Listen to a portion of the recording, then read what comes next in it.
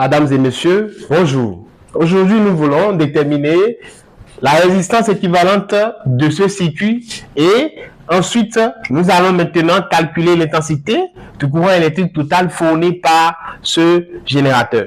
Bien, nous voulons maintenant démarrer la première question. Donc, la première question concerne ici le calcul de la résistance du circuit. Alors, pour le faire, nous avons besoin maintenant d'identifier la position relative de ces deux conducteurs ohmiques. Eh bien, ces deux conducteurs ohmiques maintenant sont montés en dérivation.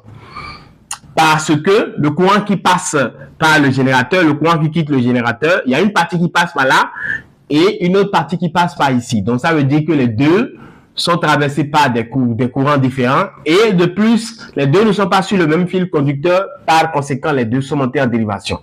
Et nous allons maintenant utiliser le principe qui dit que lorsque deux conducteurs ohmiques sont montés en dérivation, l'inverse de la résistance équivalente de ces conducteurs ohmiques est égale à la somme des inverses des résistances de chaque conducteur ohmique.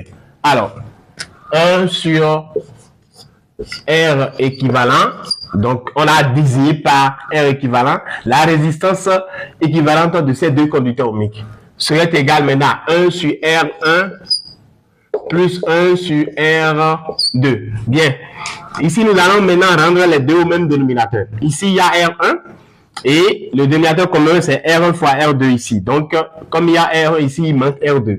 Nous allons maintenant multiplier toute la fraction par R2. Donc 1 fois R2 ça fait R2. R1 fois R2, ça donne encore R1 fois R2. Plus maintenant, ici il manque R1, donc nous allons multiplier le tout par R1. Donc ça fait R1 fois 1 ici qui donne encore R1 fois 1 qui donne encore R1 ici sur R1 fois R2. Alors maintenant nous allons mettre les deux. Maintenant nous allons mettre ces deux là avec leur dénominateur commun qui va faire maintenant R1 plus R2, le tout sur R1 fois R2. Bien, donc ici, nous avons 1 sur R équivalent qui est égal à ça. Alors, arrivé à ce niveau, nous avons besoin en réalité de R équivalent. Donc, nous avons l'inverse de R équivalent qui est égal à ça. Nous allons d'abord inverser R équivalent. Donc, l'inverse de 1 sur R équivalent, ça va donner maintenant R équivalent sur 1. Donc, ça fait ici 1 sur R équivalent, son inverse, ça va donner R équivalent sur 1 qui donne encore R équivalent. Donc, ça fait R équivalent ici, égal. Ici, nous allons maintenant inverser aussi ça, parce que ça est égal à ça. Si on inverse ça, on doit aussi inverser ceci. Et pourquoi on a inversé ceci? C'est parce qu'on veut le dénominateur. Et on sait que si on inverse, en réalité, on va trouver maintenant ce qu'on veut, puisque le dénominateur deviendra maintenant numérateur et le 1 viendra en bas, alors que tout nombre sur 1 donne encore le nombre lui-même. Bien. Donc ici, ça va donner ici, maintenant R1 fois R2, le tout sur R1 plus R2. Bien, donc c'est la formule en réalité de la résistance équivalente ici. Alors, nous allons maintenant faire l'application numérique en posant d'abord l'opération. Donc, R équivalent ici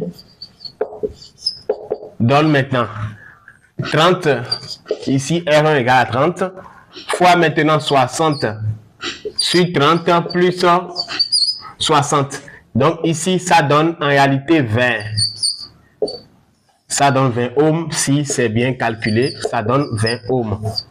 Bien, donc la première question s'achève là.